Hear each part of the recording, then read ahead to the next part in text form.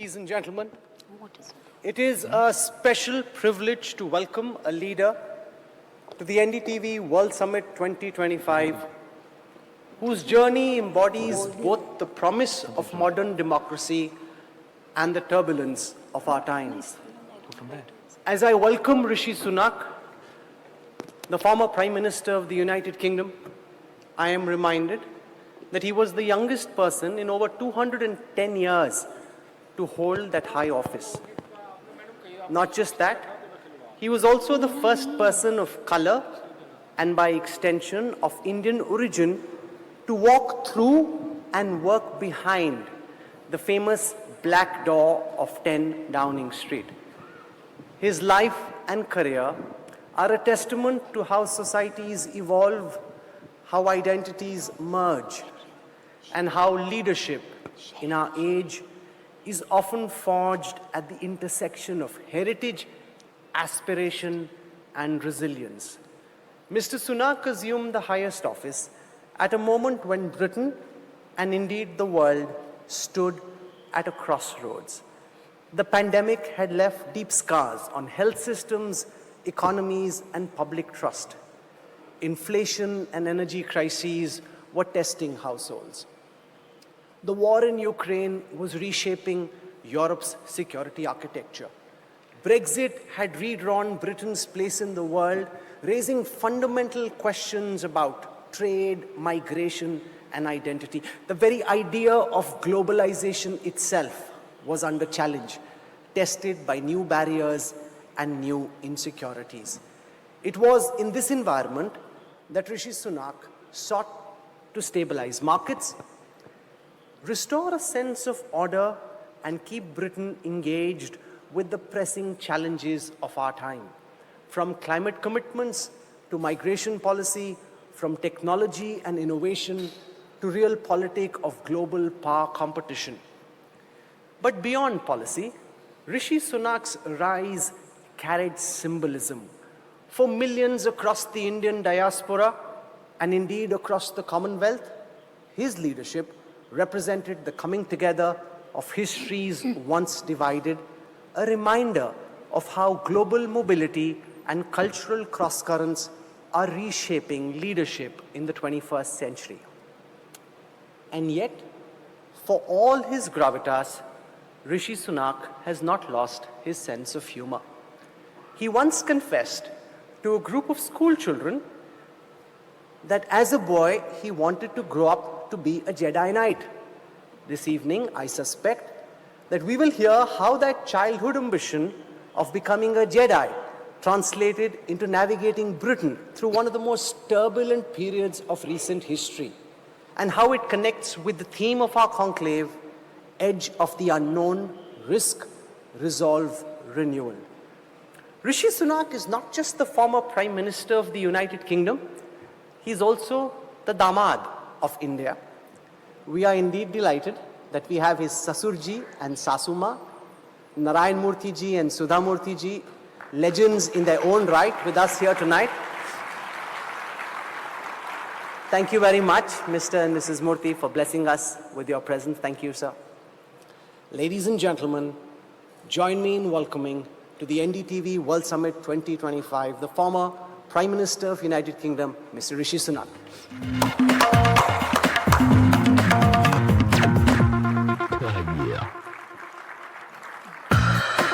Where would you like?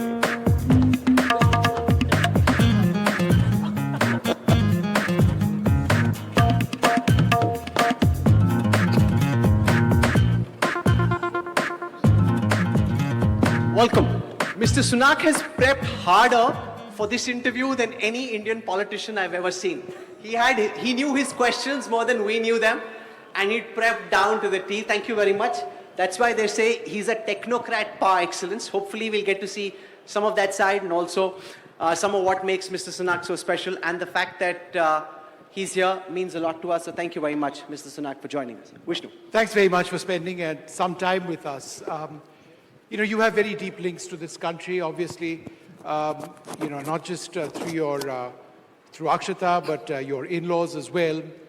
Could you tell us a little bit about those linkages which have been so important for you in your life and how you've balanced those with, being a British Prime Minister? Well, first of all, good evening, and good evening to everyone. It's a great pleasure to be with you all. Look, Mr. Sunak, I'm half convinced if you fight an election somewhere in India, there's a good chance you may win. there's no danger of that, don't worry, Rahul. I'm perfectly happy in the UK Parliament. Look, India means an enormous amount to me, but it also means a lot to the UK. I think our two countries are inextricably linked by ties of history, of culture, of family, and increasingly economically as well. But for me, my story, I'm of Indian heritage. My family came to the UK from India via East Africa, and I was raised with my Hindu faith being a very important part of my upbringing. And that's why when I first became a member of Parliament, I took my oath of office on the Bhagavad Gita, and I always had in Downing Street, both as Chancellor and as Prime Minister, a little Ganesh on my desk in Downing Street. And even now, when I'm back visiting my parents at home, I'll visit the mandir where I grew up. But you touched on it in your introduction. Then I also met my wife, Akshata, who is, of course, Indian. And even though she's South Indian and I'm Hindu Punjabi, so there was some learning to do on both sides. Although, thankfully, not as dramatic as that movie Two States, which I thought was, on reflection, a good thing. But I didn't know Bangalore. I mean, I came to India, but I didn't know Bangalore, which is a city that I now have a most close connection with through her, and of course my in-laws. And I think, at least, I think they're over here. Yeah, they're right somewhere here. I hope. There they are. There's Narayana, my in-law. I don't know where my mother-in-law is if she's here. Right behind Mr. Murthy. Oh, she is. Both of them are there. There they are. And these two, obviously, then coming here as family rather than almost different when you're a tourist is very different. And they are both wonderful, not just grandparents to our two young girls. But you asked about the links politically. They were also very helpful in all my election campaigns. Because, well, they would come. They would put on my hoodies that we have with my name on it, and they would just go knock on doors, deliver the leaflets, collect the voting intentions, and they've done that on all the elections, which has been very helpful. But actually, the most important thing that they have done for me is ensure that I fall in love with RCB. Yes. And that I think earlier this year, I was very fortunate to go to Ahmedabad with Akshata to see the IPL final. Isala Cup Namdu, I'll just put that on the record. So RCB fans here. But actually, I'll finish on this because that maybe this will be better. Yeah, I think actually being at that final really struck me because I went down to see the team afterwards and to celebrate. And actually, there were so many Brits there. So Phil Salt, Liam Livingston, playing in the team. Jacob Bethel had been there earlier in the year, and Mo Bobat is the director of cricket. And it demonstrated those close links between our two countries. But then also, if you think of British cars, you think Jaguar, you think Land Rover, of course, made in the UK, but now owned by a great Indian company in Tata. So it's a sign of the increasing bond between our two nations. Can I just jump in for half a second? You were talking about your Indian roots. Is it true that you proposed to Akshata on a cliff in California in Kannada? That is exactly true. Okay. Yeah. Vishnu, You're very well informed. This is what you expect from a good Indian son-in-law, even though he's not fully Indian son-in-law, but he kind of, Indians feel that way. The moment you come to a public gathering, the first thing you say is tell your in-laws how wonderful they are. Mr. Sunak, full marks, 10 on 10 for striking just the right notes as we get started.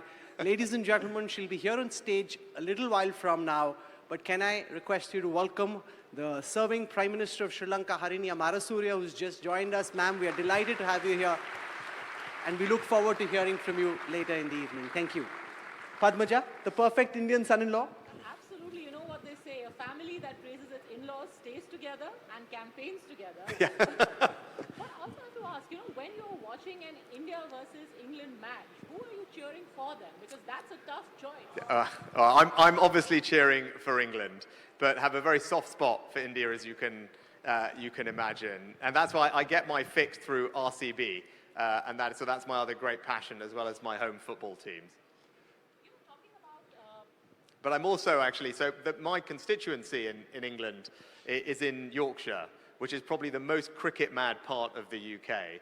And I'm very fortunate in that, because there is cricket everywhere in my life at home. And one of my favorite players, well, growing up, was Rahul Dravid, and trying to copy his brilliant technique. But Joe Root is obviously currently, the best English batsman, scored more runs than anyone else, and he's a Yorkshire cricketer. So But can I just ask you, sir, Bumrah or Anderson?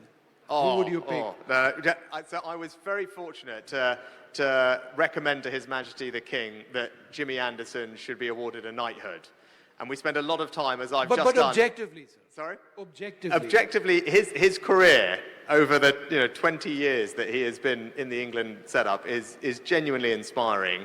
And having spent a bit of time with him, not only is his commitment and his work ethic inspiring, I think his humility is quite extraordinary for a top-tier sportsman, and that really struck me. He has a very special personal story, his background coming to the sport, and I'm delighted because we obviously, unsurprisingly, we celebrate batsmen a lot, but Bumrah is superb, but Jimmy Anderson, Sir Jimmy Anderson now, I think would have to be my pick. I can go on with the cricket questions, but then... I know, otherwise we can turn this into a cricket interview.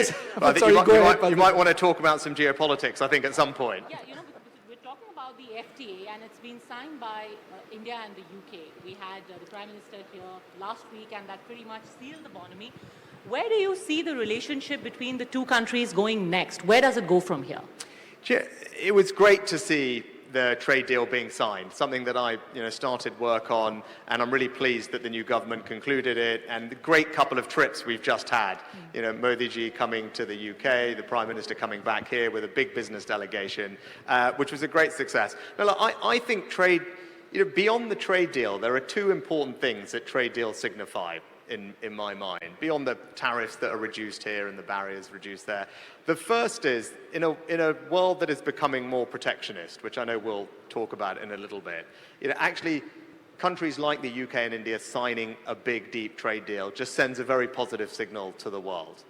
And I think the second thing is, what it does is, it tells businesses, civil society, cultural organizations, academic institutions that the relationship matters. They are getting a signal from the leaders of their countries that this relationship matters to our governments. And then they will go off and find ways to strengthen it beyond the text of a trade deal. And I think that's what's so powerful about it. But look, I think there are areas we can build on. And one of the things that I first started speaking to Ajit Doval a few years ago was the Technology and Security Initiative. Which is a great opportunity for the UK and India to do more together. Whether it's the joint PhDs that the University of Manchester and IIS and Bangalore offer, whether it's in semiconductors, where you can combine UK R&D with Indian manufacturing prowess. That's quite powerful. Similarly, in biotechnology, the UK has strengths in vivo gene editing. India is an agricultural powerhouse. So, if you excuse the pun, there are opportunities for cross-pollination there too. And lastly, maybe in defense. And obviously, India has historically had a defense partnership with Russia. And I think that has diversified over time. And I think India rightly should want to have access to the best technology when it comes to defense equipment in the world. And I hope the UK can play a part as India looks to best-in-class suppliers. And I'm hopeful that that could be an area of growth going forward too. The last several decades were about globalization, about the world being one common trading bloc. Now we're seeing more and more trade barriers being created, especially given what President Trump is doing in the United States and the ripple effect this has on the global trade order. Given that, and now that you're not in power, you can actually look at it from a technocratic lens. What's your sense of how countries like India should be navigating the turbulence being caused by the kind of tariffs that the United States is throwing? Yeah. No, look, it's an excellent point. I think I'd start by saying the old global order, the globalization that I grew up with, that came into place after the fall of the Berlin Wall, I think that is gone, right? And I don't think it's coming back. Now, we're not quite clear what's going to replace it, but a couple of themes are clear. One is that there's going to be more multipolarity in the world, and India is an example of that. And I think the second is countries everywhere are focused much more on domestic capabilities. And the reason for that is twofold, and I think this is instructive not just for India, but for countries around the world. The first is COVID. COVID, although it was, of course, first and foremost a health crisis, was also an enormous geopolitical event because every country suddenly realized the fragility of their supply chains. I'll give you an example. We in the UK at the beginning were very short of PPE, gowns, gloves, masks, and it got to the point where the entire country was watching to see if a flight, I think it was taking off from Turkey to come to the UK, was going to land in time, with the amount of PPE we needed so our NHS could keep going that week. That was the where it got to. So because of that, every country in Europe now has a cabinet level committee that's focused on the resilience of supply chains and domestic capabilities. I think that's the first reason, Rahul. Things have changed, and every country needs to think like that.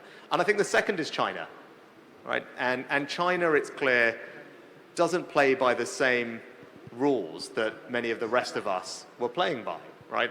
They don't view trade purely as an economic function, and it has meant that countries have to think about security, IP theft, alongside trading relationships. And that's why we went through a process in the UK, as did many other countries, of taking out Huawei equipment or banning it for future use and passing new national security acts, which mean that in sensitive sectors of our economy, we're a little bit more careful about who's investing, what are they doing, what technology is leaving our country. And as I said, those national security acts are new. Those cabinet committees focused on domestic resilience are new. They're not going away, and that's why I think the old global order, trading-wise, is not going to come back in the same form. The United Kingdom is now in a post-Brexit reality. Obviously, there's a big part of re-establishing the United Kingdom economically and in other respects vis-a-vis Europe. But do tell us about your thoughts on that. But if I can also ask, hasn't your entire post-Brexit calculation also changed because America looks at Europe fundamentally differently? It's not the same. The relationship has also changed. Therefore, has that impacted Britain's dynamics with Europe? Yeah. Look, it's a really interesting question about Britain's role, especially post-Brexit. And I'm actually reminded of Prime Minister Modi ji's description of our role when he came to London some years ago, and he said, James Bond provides the entertainment and Brooke Bond invigorates us all. And if I think as Prime Minister, I probably didn't look as good as James Bond in a dinner jacket. But I certainly tried to reinvigorate our diplomatic relationships by drinking a lot of tea everywhere I went around the world. But I think you can see... Many in the hall, though, who may think he came close, right? Yeah. By political standards, from what you expect from netas, that's quite sharpened up, very sharpened I'll up. take that, Rob. But actually, you're setting an example tonight, actually, which I'm not sure I can live up to. But thank you for saying that. Now, that nimbleness that you talk about is something that I think we have taken advantage of. And when I was Prime Minister, we took the UK into the Trans-Pacific Trade Partnership, which you'll be familiar with. That's the first big European nation to join that trade partnership. Similarly, I strengthened our ties from a defense and economic perspective with Japan and South Korea. You've seen the new Prime Minister, I'm pleased to say, actually continue to take advantage of that nimbleness, Vishnu, and that is the trade deal with India, probably the deepest trade deal that India has signed, the UK first kind of big country to do that in Europe, but also the trade deal that the UK has negotiated with the US, outside of the EU, having that flexibility to talk to the Americans and find actually a positive outcome relative to expectation and many others. And so I think that's important. Diplomatically, you talked about that, economic power is shifting east. And I think that's why it's important the Prime Minister was here. The bonhomie that you talked about is strong. We have good relationships with the Gulf states, which again are part of this multipolar world.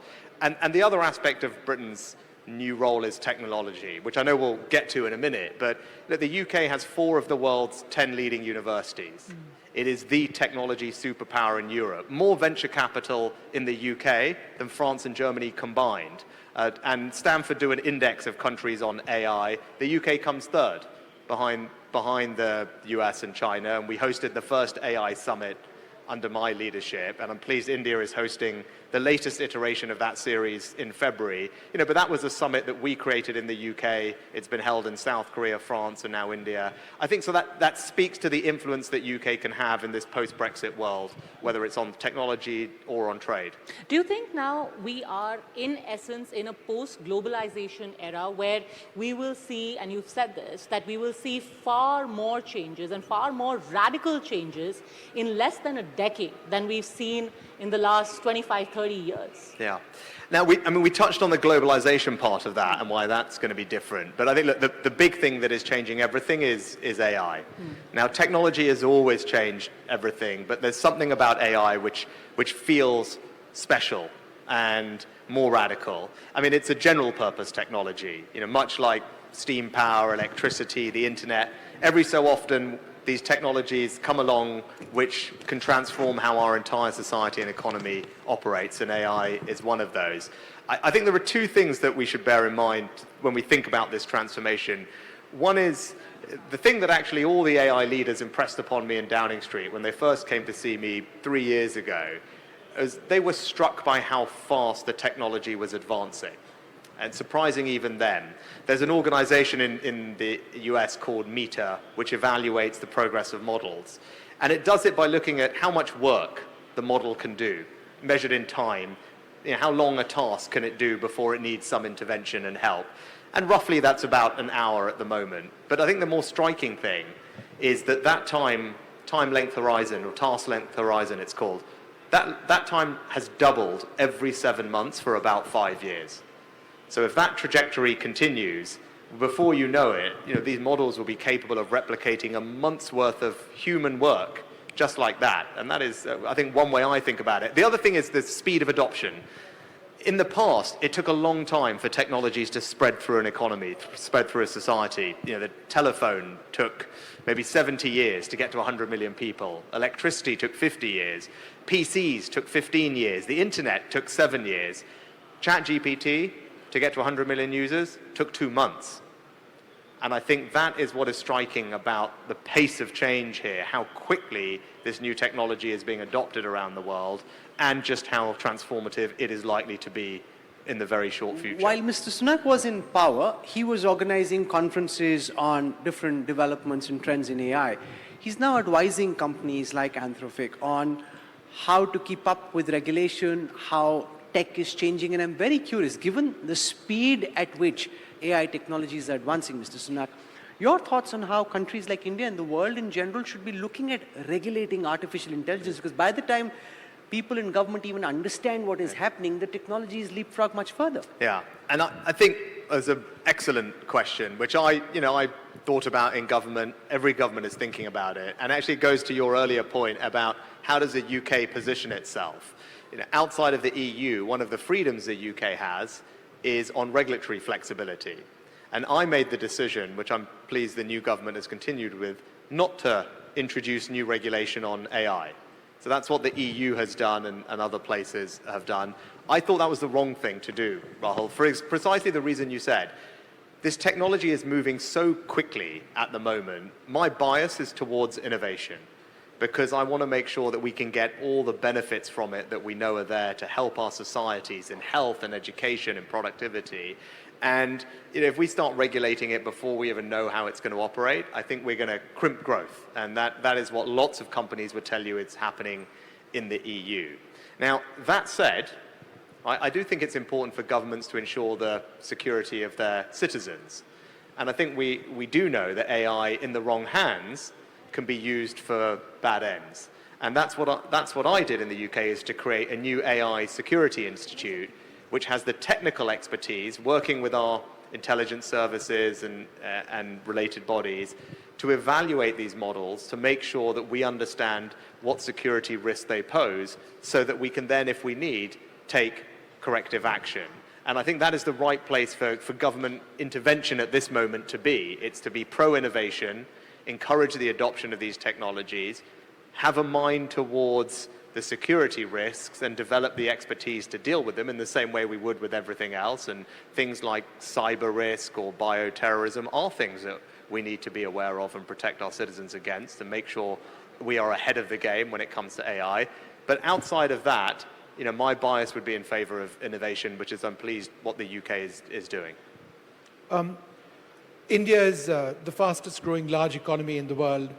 Do you believe that India's success globally, India's importance globally, is directly linked to our economic status?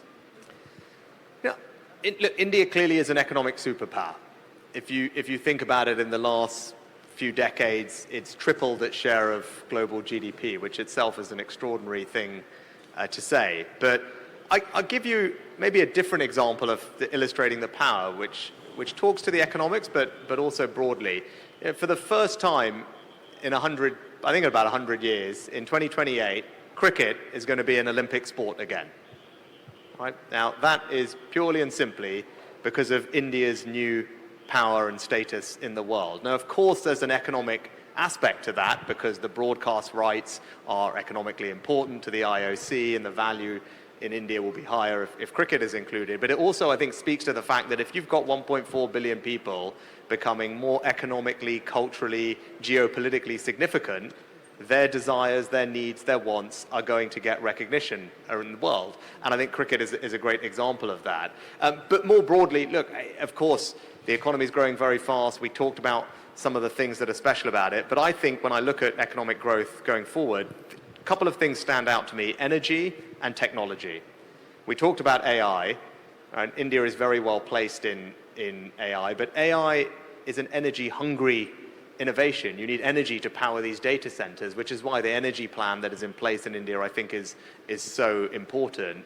And then if you look at that Stanford index that I mentioned that ranks all those countries, I was very proud to say the UK is third, but very close just behind us, catching up very quickly, India is fourth.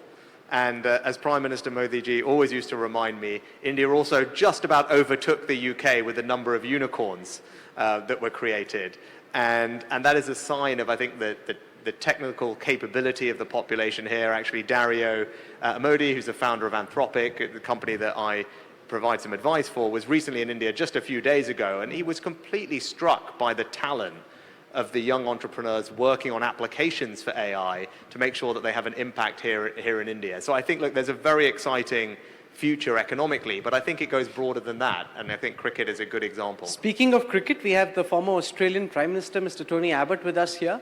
We've got the Sri Lankan Prime Minister, Harini Amarasuriya. We'll have the Indian Prime Minister. Maybe we can just do a toss-up and hopefully figure out at least till the semi-finals where we get to in 2028. And after that, then we can decide. You're all guests. Otherwise, essentially, we're rooting for India. Australia, Mr. Abbott, is a little tougher. So is England. But the Sri Lankan Prime Minister is our guest. Anyway, as long as India is in the final, we'll take on any of these countries. Padmaja. Well, Tony and I have the Ashes to worry about in a couple of months' time. So. Yeah, and all that aggression on the cricket field that we see from India, from all the countries, in fact, we're looking also at a very aggressive phase of trade. You spoke of how trade is the new currency now, and in a very transactional, aggressive form of trade that we are seeing internationally. How do you evaluate the stand that India has taken vis-a-vis trade, tariff? How do you look at India's stand? Look, I think... And especially keeping in mind the way our economy is growing, the way we have pushed our economy and put it on the fast track. Well, look, I think every country is going to work in its own national interests, right? And that is entirely right and what one would expect. And I think actually in the world that is, as you say, becoming more protectionist, India signing a big trade deal with the UK is an incredible positive sign of India's willingness to sit down with countries, find common ground, and then create transactions, contracts that are going to be mutually beneficial and give all the signaling benefits that I talked about before. And I'm sure India will look for other opportunities to do that and is talking to the EU at the moment. The UK is also talking to countries. So I think that will happen because other countries are keen to make sure that they keep trading with each other. But you said something very interesting about transaction-based politics, and I think that is a shame because if you approach these relationships, my personal experience is you will get less out of these relationships if they are both purely on transactional ways, and everyone is just going into the relationship thinking, what do I get in the here and now for me?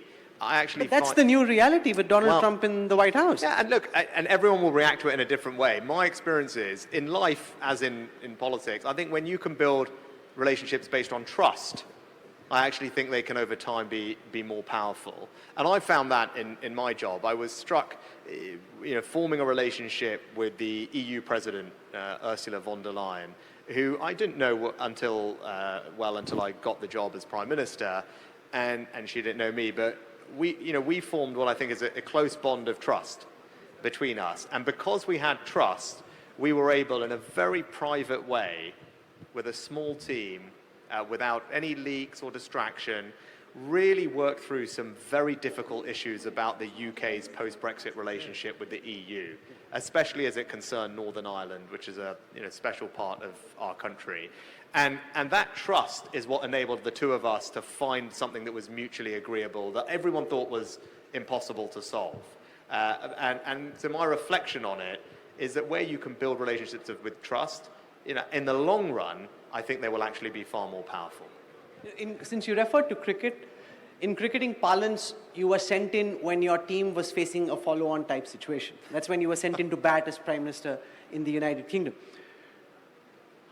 In your own imagination, how actively do you harbor the idea of coming back to 10 Downing Street?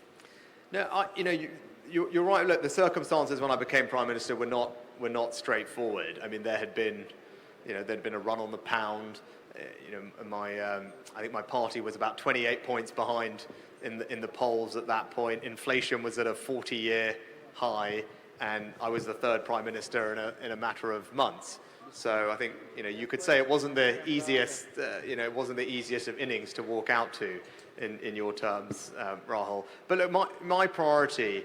We talked back to my faith earlier. We all have our dharma to do, right? And I drew my strength from the Gita at that time. I was like, look, I have a duty to do. I want to serve my country. I think I'm well placed to make a difference at this moment, and especially on the economy. That was the thing I was there to resolve, and that's what I put my energy and focus to. And it wasn't easy, and you have to make lots of decisions that aren't politically necessarily popular, but they will bring inflation down, and that's what we did. And when I left office, inflation was back at 2%, having been in double digits. The economy was growing well. Our borrowing and debt were all under control. So on the key task of stabilizing our economy, I'm proud of what we achieved. And as I said, circumstances were difficult, but in those, you have to just do your best. And as my mother-in-law would tell me, you do your level best, and the rest is left to God, and it will be what it will be. Who gives you more advice between the father-in-law and the mother-in-law? Where do you get the more relevant and useful advice from? Certainly the same. You don't pick between your children. You certainly don't pick between your in-laws. Narayan is nodding and saying, yeah, good answer. No, I mean, I get different advice from the two of them. It's probably worth spending a second on. And I'm very fortunate to get both of their advice. Actually, from my father-in-law, he was very instrumental in me actually entering politics. And I was motivated by public service, but I also thought, well, look, you can have a successful career in the private sector, and that is also a way to impact people positively. And actually, he said to me that I should go and enter politics and hopefully serve in government. Yeah, and I thought, because his view was that was the best way to make a positive difference to my country. And I thought that was very striking, because here's someone who not only has founded an incredibly successful company that employs thousands and thousands of people, it's created a whole new industry. It changed how India was perceived on the global stage, and he did it in a particular way. And even he was saying that he thought I could go into government and make a bigger difference. So that was very inspiring to me. The other thing he said, which was a very good lodestar for me, was, in politics you often wonder, what do I aim for? Is it popularity? Is it to be loved? Is it to be feared? And you try and think, what am I aiming for? And in the same way that he organized his life, the thing that I took from him was to aim to be respected. And whether you're a corporate leader or a political leader, I think that's a great anchor to have, is aim for people's respect. It doesn't mean they're going to always agree with you, and you accept that. But if you're trying to be respected, it will lead to all the behaviors that I think will make you successful, and you'll look back with pride. So that's what I got from him. But my mother-in-law, what I learned from her was just an extraordinary compassion and empathy. And my wife has it as my mother-in-law has it, and that she has showed me how just being in touch with that compassion and that empathy with everyone can become a very fulfilling part of your life. Akshata and me have just set up a charity to focus on education in the UK, and inspired by the work that she has done here in India. And that will always stay with me. And that has, I think, rounded me out as a human being. But also when I see her communicate, and you talk about winning elections and things, I often think, the way that she can connect with people from every walk of life, whatever their background, in her way and with her authenticity, I think is extraordinary. And that is something that you can only watch and marvel at. I don't think it's something that I can necessarily learn from, although I wish I could. You know, So you've been labeled as an anti-immigrant. Now, it's one thing to have a problem with illegal immigration, but there are so many around the world, not least of all in India, who aspire to be legal immigrants in the United Kingdom, enter the United Kingdom as students, and then perhaps get an opportunity of being there either on a skilled worker visa or initially on a graduate worker visa. If the United Kingdom doesn't give the same opportunities that have once existed, then I would suggest that your universities would be poorer because the UK wouldn't be perhaps number one as a choice for Indian students. So look, on the issue of migration, you're right. Look, I come from a family of immigrants, and I'm very proud that the UK is a multi-ethnic, multi-faith democracy, and I'm living proof of that. But I think, look, we have to separate on migration. There are two very clear policy areas that require focus, particularly in the UK. The first is the issue of illegal migration. And we've had an issue of people coming to our country illegally, and that's not acceptable. I mean, obviously from a very practical issue of security, it should be for the government who decides who comes to your own country. But also, as I said, it's just fundamental to our sovereignty, to any nation's sovereignty, that the people of that country decide who is coming. And that's why this issue of illegal migration is so important. And I set out a bunch of measures to tackle it, which at the time felt radical, but I'm pleased now many countries in Europe have said the same things that I said back then about changing some of our outdated international frameworks to help us deal with this problem and send people away if they come illegally. So that's the first part. And look, on the topic of legal migration, what happened after COVID is the numbers in the UK really soared much higher than anyone expected or was appropriate. And that's why I took strong action to start bringing them down, which they are now doing. And I think it's important that that is seen through and seen through to completion. Alongside that, of course, the UK and every country wants to be a beacon for the world's most talented people to come and help contribute economically, to help grow the economy. And I'm struck. You see the success of the Indian diaspora all around the world, particularly though in technology and entrepreneurial companies. The UK, I think, like the US, I think there are some studies which show almost half of the fastest growing, particularly tech businesses, are founded by immigrants. And I think that's an important thing for us to keep in the back of our heads as we think about driving future growth and making sure that we are always a beacon for the world's most talented, skilled people who are willing to come and contribute economically, but I think crucially also integrate into society. Because what we can't have is people living separate lives. It's important that there's integration and some common bonds. because you took a very strong stand on immigration.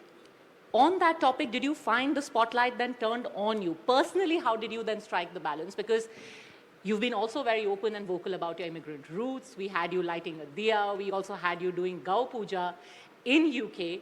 And then you're taking a very strong stand on immigration. How did you strike that balance? Yeah. Look, I think you put it very well, actually, about the things that were going on in my mind.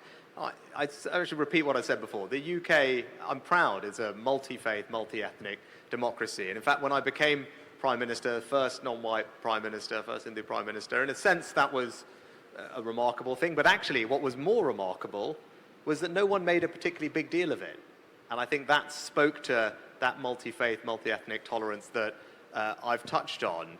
And I took the action I did on migration because I think it's important. I think it's because I come from a family of migrants that this issue of illegal migration really offends me because, you know, Britain is built as a country where fairness is important to us, rules is important to us. You know, we stand in queues when no one else does, and that's, you know, who we are as a people.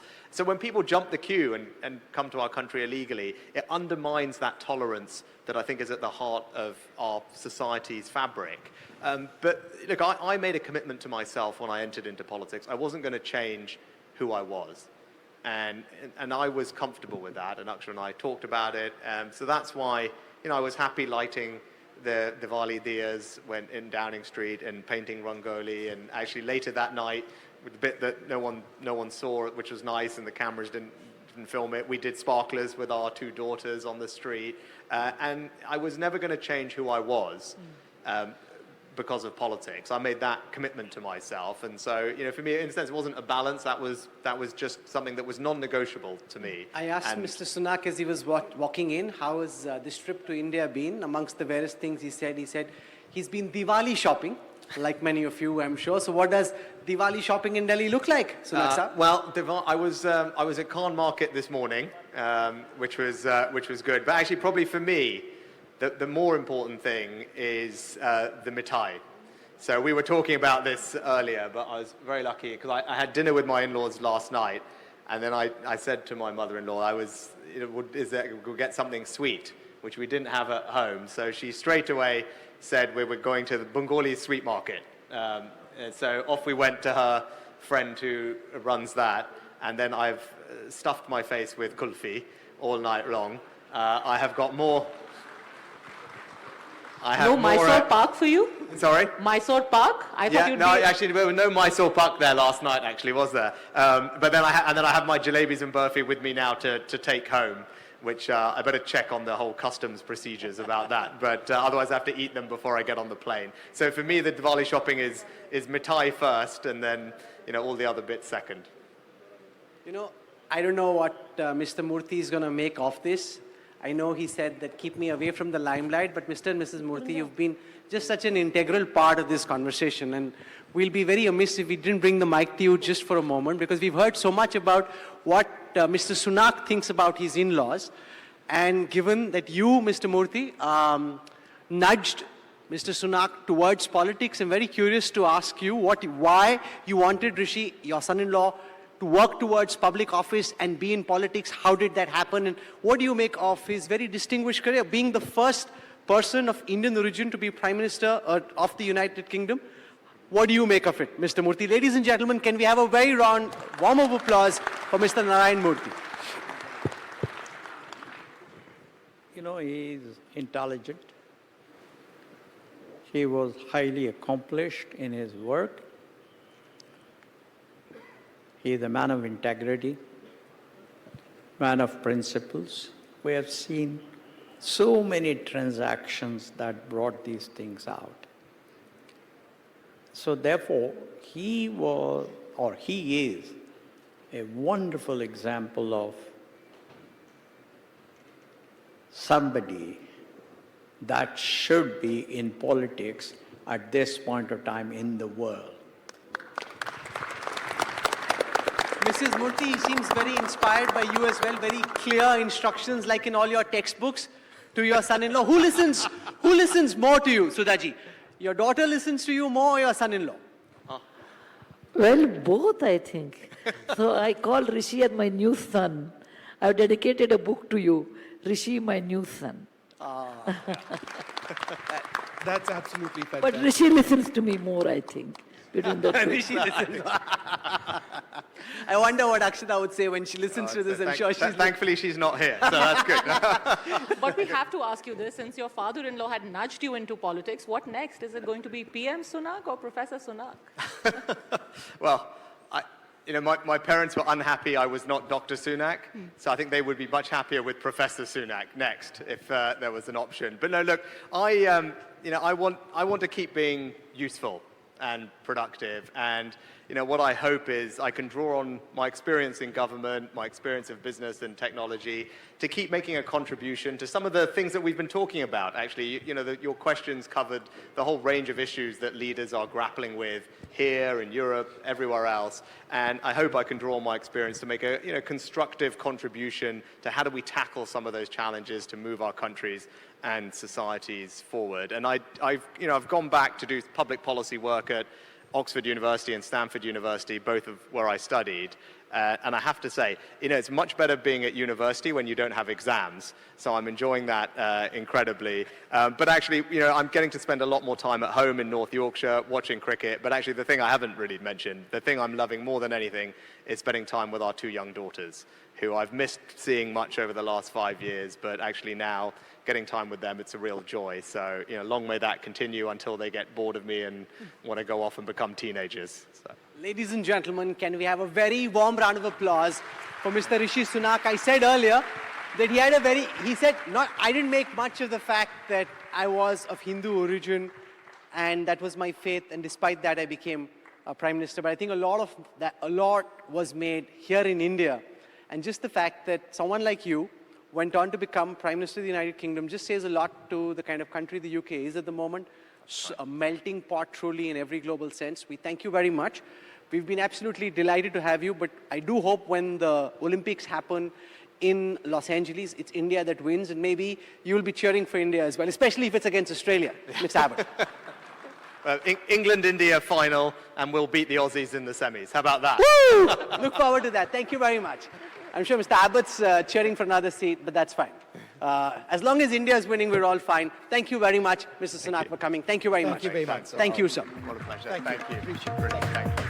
So lovely. Thank you very much. No, great. Let me leave this